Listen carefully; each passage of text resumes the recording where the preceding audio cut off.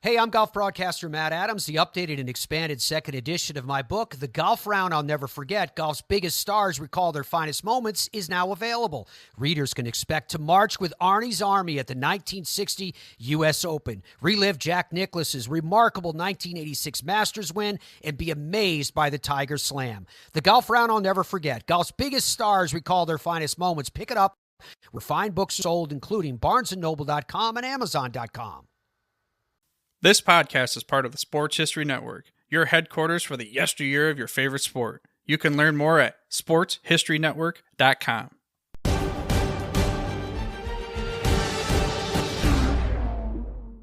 Hello once again, football fans. This is Dana Augusta once again for week 5 of the Historically Speaking NFL Matchups mini episode, where we once again highlight the best of pro football from back in the day.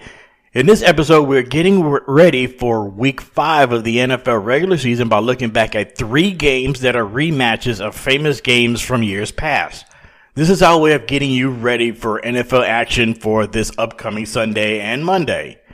Of the 3, 2 of them are rematches of playoff games that saw 2 franchises that have a combined 19 appearances on Super Sunday reach their first ever Super Bowl, and both were considered monumental upsets. The third game that we will remember is a rematch of a classic Super Bowl matchup, which for a long time was considered the greatest Super Bowl ever played. Have any ideas what we're talking about in this mini episode? Well, that's what we're doing here on this NFL Historical Matchups for Week 5 edition of the Historically Speaking Sports Podcast, where we talk about the best of sports from back in the day. It was simply known as the Jinx. Heading into January 12, 1986, the Miami Orange Bowl had been a house of horrors for the New England Patriots. New England, coached by Hall of Fame wide receiver Raymond Berry, found his team just 1 win away from reaching the Super Bowl for the first time in franchise history. The Patriots, who entered the AFC playoffs as a wild card, had gone on the road and upset the Jets at the Meadowlands, and then the following week traveled across the country and shocked the Los Angeles Raiders to reach the AFC title game. Yet standing in the way were the Miami Dolphins, who not only had the best record in the AFC, but handed the Chicago Bears, who earlier in the day defeated the LA Rams to punch their ticket to New Orleans in Super Bowl 20, gave them their only loss of the season. But the Dolphins had something else on their side: history. The New England Patriots had lost 18 consecutive games in the Orange Bowl. Their last and only win in Miami came in November of 1966 in the Dolphins' first season as an American Football League expansion team. On this rainy Sunday afternoon in South Florida, it was the Patriots' running game and opportunistic defense that ended the Orange Bowl curse and propelled New England to Super Bowl 20 in a 31-14 win. In what was considered one of the biggest postseason upsets in the decade of the 1980s, New England racked up 255 yards on the ground and converted 6 Dolphin turnovers into 24 points. The win not only ended the 18-game losing streak in Miami, but the Patriots became the first team ever to win 3 road playoff games en route to a Super Bowl appearance. Right from the beginning, turnovers would be key in this game as New England linebacker Steve Nelson stripped the ball from Miami running back Tony Nathan on the Dolphins' first offensive play of the game, which led to a Tony Franklin field goal. In response, the Dolphins put together an 80-yard touchdown march that featured key passes from quarterback Dan Marino to tight end Bruce Hardy and wide receiver Mark Duper. The drive ended when Marino connected with tight end Dan Johnson on an 11-yard completion for a score. But New England responded on a 66-yard possession of their own, featuring a 45-yard run by running back Robert Weathers. New England would regain the lead as Patriot quarterback Tony Eason found Tony Collins in back of the end zone to make the score 10-7. Marino would fumble on the next Dolphin possession, and the Patriots once again took full advantage. Patriots running back Craig James then rushed for 23 yards on 3 carries, and Eason completed a 12-yard pass to wide receiver Stanley Morgan on the 1-yard line before throwing a 1-yard touchdown toss to tight end Derek Ramsey, giving the Patriots a 17-7 lead. Just before halftime, Miami missed the chance to cut the deficit down to 3 when tight end Dan Johnson dropped a sure touchdown pass from Marino in the end zone on 1st and 10.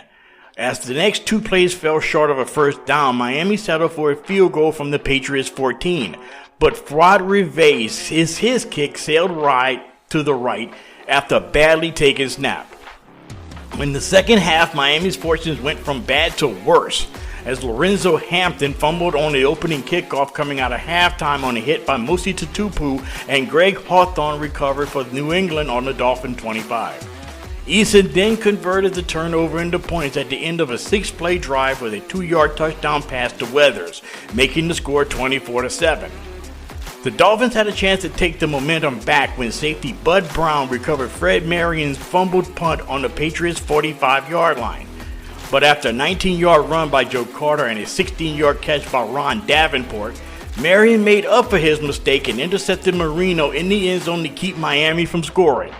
New England then put together a 13-play drive that took nearly 8 minutes off the clock and moved the ball to the Dolphins' 24, but Franklin missed a 41-yard field goal as the game moved into the fourth quarter. 3 plays into the final period, New England fumbled another punt return. This one lost by Roland James, and Miami took over on the Patriots' 10. But this time, Miami took advantage of the great field position, and Marino's 10-yard touchdown pass to Tony Nathan on the next play, cutting the Patriots' lead to 24-14 in the opening minutes of the fourth. Things looked even more promising for the Dolphins when they forced a punt and drove to the New England 38. Just 10 points behind, the fans of the Dolphins sensed that the game may still be theirs. However, Dolphin running back Joe Carter fumbled the ball, and veteran defensive end Julius Adams picked it up for the Patriots' 4th fumble recovery of the day. New England then put the game away with a 9-play drive featuring a 14-yard run by Collins and a 13-yard carry by Craig James. Musi Tutupu later finished the drive with a 1-yard touchdown run, putting the score out of reach at 31-14. With 7:34 left in the game, Miami mounted one last spirited drive, moving the ball to the New England 8, but 2 penalties pushed them back to the 28. Then, a desperate pass from Marino was intercepted by Raymond Claiborne in the end zone to seal the win and the Patriots' first ever AFC championship. Running back Craig James was their main contributor on offense, rushing for a career postseason high 105 yards of the Patriots' 255 total rushing yards in a game played in a steady rain. And do you want to talk about ball control? The Patriots ran the ball on 59 of 71 offensive plays, amassing those 255 rushing yards. Robert Weathers had 87 yards while Tony Collins rushed for 61 and caught 3 passes for 15. Eason threw for just 71 yards but completed 10 of 12 with 3 touchdowns and no interceptions. And we all know what happened next. The Patriots, after taking a quick 3-0 lead after a Bears turnover in the opening minutes of Super Bowl 20, the Bears clinched their first Super Bowl win by burying the Patriots 46-10 in the Superdome 2 weeks later. Just 1 week after the Denver Broncos shocked the Pittsburgh Steelers at Mile High Stadium in the 1977 AFC Divisional Playoffs, the Broncos, in the postseason for the first time in franchise history, faced off against their longtime divisional rivals Oakland Raiders, but this time a trip to Super Bowl 12 was at stake. On New Year's Day 1978, the Broncos, led by their legendary Orange Crush defense, converted 2 second-half Raider turnovers into a pair of touchdowns, edged past the then-defending Super Bowl champions 20-17 as Bronco Mania made their way to New Orleans for the Super Bowl. In the first quarter, the Raiders were aided by a shanked punt by Broncos punter Bucky Dilks that went only 21 yards and placed the ball on the Oakland 43. The Raiders took full advantage and drove down to the Broncos 2. But the Broncos defense stiffened and kept the Raiders out of the end zone and led to an Arrowman 20-yard field goal to open the scoring. Yet on the Broncos' next possession, quarterback Craig Morton found veteran receiver Haven Moses for a 74-yard touchdown pass to send the capacity Mile High Stadium crowd into a frenzy. Moses caught the ball down the right sideline and managed to break through a tackle attempt by Raider defensive back Skip Thomas, and Moses did the rest. After the extra point, the Broncos led the Raiders 7-3, and the score will remain that way for the remainder of the first half. In the second half, the Raiders seemed to get the momentum as punt returner Carl Garrett, or kick returner that is, returned the second half kickoff 62 yards to the Denver 33. Despite the great kickoff return and great field position, the Raiders' offense would be shorthanded for the remainder of the game, as Hall of Famer Fred Biletnikoff had went down with a separated shoulder in the first half. Although the Raiders were within striking distance of the end zone, they failed to get any closer as the Broncos forced a 3-and-out. On the next Broncos possession, Morton connected once again with Moses, this time for a 41-yard completion, placing Denver in range to extend the field goal. Yet following a bad snap on a field goal attempt, Broncos kicker Jim Turner missed a 31-yard field goal, keeping the score 7-3. This would be a game that Turner would want to forget. He would miss 3 field goals and would later have an extra point attempt blocked. On the Raiders' next offensive play, running back Clarence Davis fumbled, and the Broncos defensive end Brinson Manor recovered at the Raiders 17. After a short carry by fullback John Keyworth and a 13-yard completion by Morton placed the ball at the Raider 2. Then came the controversy. Bronco running back Rob Lido attempted to jump over the pile at the line of scrimmage to get into the end zone, but he was hit in midair by Raiders safety Jack Tatum and lost the football. Mike McCoy of the Raiders appeared to have recovered the ball. However, the play was blown dead by an official on the opposite side of the field. Referee Ed Marion ruled that Lido's forward progress was stopped before the fumble. However, the replay showed that the ball was knocked free at the moment of contact and Denver retained possession. The Raiders protested vehemently and was penalized half the distance to the goal as a result. On the very next play, Keyworth scored to give Denver a 14-3 lead. Near the end of the third quarter, the Raiders offense finally got on track. After a 13-yard run by Mark Van Egan and a 26-yard completion to tight end Dave Casper, they placed the ball at the Denver 9-yard line. 2 plays later, quarterback Ken Stabler, who finished the game by going 17 of 35 for 215 and 2 touchdowns with 1 interception, found Casper on a 7-yard touchdown pass, cutting the Bronco lead to 14-10. On the next Bronco drive, Denver drove to the Raider 11, looking to extend their lead. However, Raider linebacker Floyd Rice intercepted Morton and returned it to the Raider 22-yard line. Oakland seemed to have the momentum in hand and was primed to retake the lead. Yet before the Raiders could get past midfield, Stabler misfired and his pass was intercepted by linebacker Rob Swinson and returned the ball to the Raider 14. From there, Haven Moses once again scored on a touchdown on Craig Morton's second touchdown pass, this time from 12 yards out. And after the extra point was blocked, the score stood at 20-10 midway in the fourth. On the ensuing drive, the Raiders mounted a rally, going 74 yards on 8 plays and ending with a 17-yard touchdown pass to Casper with 3:16 remaining in regulation. Down by 3, the Raiders needed the ball back, but for a game-tying field goal. But it was not meant to be. After getting the kickoff from the Raiders, the Broncos held the ball for the remainder of the game and ran out the clock, and the Cinderella Broncos continued to dance their way to New Orleans with a 20-17 win against the rival Raiders for their first ever AFC championship. Moses was responsible for most of Denver's 217 yards gained through the air, finishing the game with 5 receptions for 168 yards and 2 touchdowns. Craig Morton completed 10 of 20 passes for 224 yards and 2 touchdowns with 1 pick. The Broncos' memorable postseason would, of course, come to an end 2 weeks later in Super Bowl 12 as they would lose to Dallas 27-10. Speaking of the Cowboys, when you talk about famous sports rivalries, you have the Yankees and the Dodgers in baseball. Of course, you have the Lakers and Celtics in basketball, and in hockey, you have the Canadiens and the Maple Leafs. By the late 1970s, you had a rival that was approaching that mythical status of the ones I just mentioned.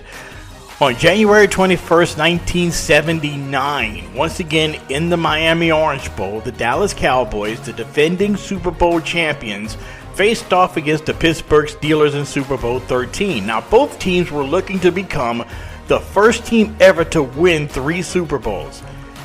And this was also the first Super Bowl to feature a rematch of a previous one. 3 years earlier, the Steelers had defeated the Cowboys 21-17, which was also in the Orange Bowl. The Steelers entered the game with a 14-2 regular season record and posted wins over the Broncos and the Houston Oilers in the postseason to arrive to their third Super Bowl appearance in 5 seasons. Meanwhile, the Cowboys was 12-4 and had beaten the Atlanta Falcons and the LA Rams en route to Super Sunday. In the first quarter, taking advantage of an early Cowboy fumble, Steeler quarterback Terry Bradshaw connected on a 28-yard touchdown pass to John Stallworth to give the Steelers an early 7-0 lead. Near the end of the quarter, Harvey Martin, co-MVP of the previous year's Super Bowl, stripped the ball from Bradshaw, and Ed Too Tall Jones recovered it for the Cowboys. Later in the drive, Dallas quarterback Roger Staubach connected on a 39-yard touchdown strike to Tony Hill to tie the game at 7 apiece. Moving to the early in the second quarter, the Cowboys grabbed the lead for the first time. On a 3rd and 10, Bradshaw took a bad snap and collided with running back Franco Harris and fumbled the football.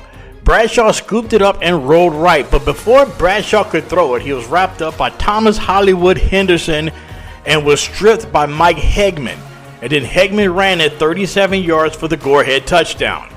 But undaunted, the Steelers struck back rather quickly. On the Steelers' third offensive play of the next drive, Bradshaw connected with Stallworth again on a short pass to the outside, and then Stallworth did the rest.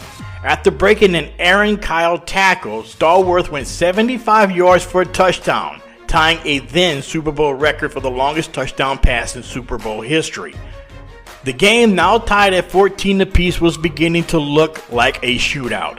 Right before the half, Pittsburgh would regain the lead as Bradshaw completed a 7-yard touchdown pass to running back Rocky Bleier to make the score 21-14 at intermission. In the third, the game that seemed a lot like a shootout in the first half slowed tremendously as both defenses took control. Yet toward the end of the period, Dallas began to drive deep into Steeler territory with less than 3 minutes remaining. On a 3rd and 3 from the Steelers' 10, Staubach spotted tight end Jackie Smith wide open in the end zone and threw him the ball. Smith, who is now enshrined in the Pro Football Hall of Fame, inexplicably dropped the ball, which would have tied the game once again, falling incomplete. The Cowboys had to settle for a field goal to make the score 21-17 entering the fourth quarter. In the fourth, a pair of controversial penalties changed the course of the game. Bradshaw had attempted a long pass to wide receiver Lynn Swann, who collided with Cowboy defensive back Benny Barnes, as both fell to the ground as the ball rolled incomplete. However, referee Fred Swearingen called Barnes for pass interference. Yet, on replay, it showed that it could have been incidental contact, as Swann seemed to have ran into Barnes as both was looking up for the ball. Nonetheless, it gave the Steelers the ball at the Dallas 23. 2 plays later, the Steelers was facing a 3rd down and 4 from the Dallas 17. Henderson had appeared to have sacked Bradshaw for a 12-yard loss. However, the play was nullified by a delay of game penalty on Pittsburgh. So instead of the Steelers facing 4th and 16, the Steelers had the ball facing 3rd and 9.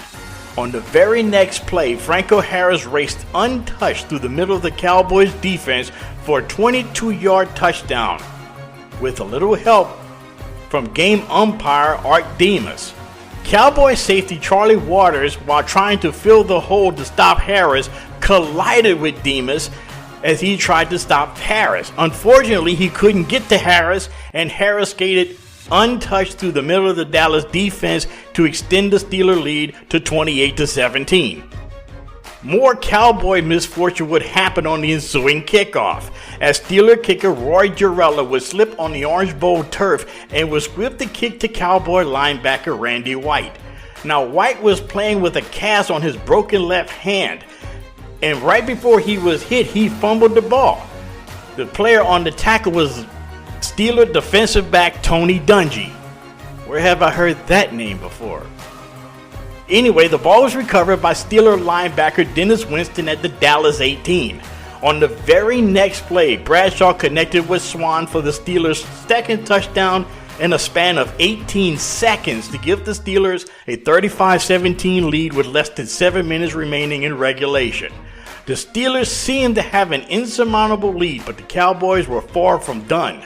On the ensuing Cowboy drive, Dallas would go 89 yards on 8 plays and ended the drive with a 7-yard touchdown pass from Staubach to tight end Billy Joe Dupree to cut the Steelers lead to 35-24.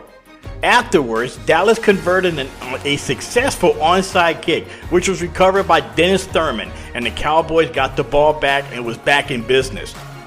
On the next drive, Staubach completed 2 passes to Drew Pearson, one of 22 yards and another one for 25, as the Cowboys drove 52 yards on 9 plays and scored on a 4-yard touchdown pass to Butch Johnson, cutting the Steelers' lead to 4 points, now with just 22 seconds on the clock.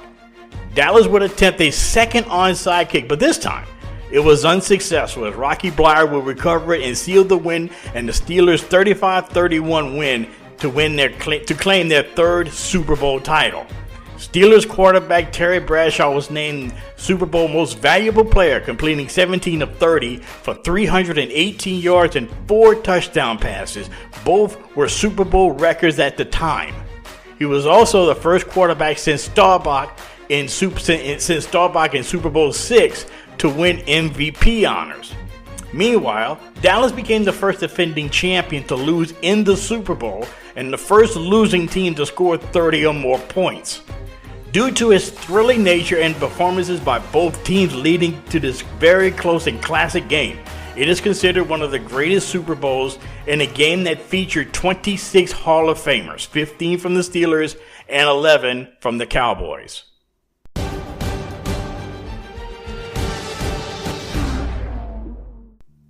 And sports fans, that will do it for the Week 5 edition of the Historically Speaking NFL Matchups mini episode. Thanks once again for listening. And we will try to come out with these mini episodes every week during the NFL season, highlighting great and memorable games from the long history of the National Football League. So please be on the lookout for that. And as usual, this podcast comes to you from the Bill King Memorial Studio in the sports wing of TM4 Enterprises, located in suburban Atlanta in the shadow of Stone Mountain.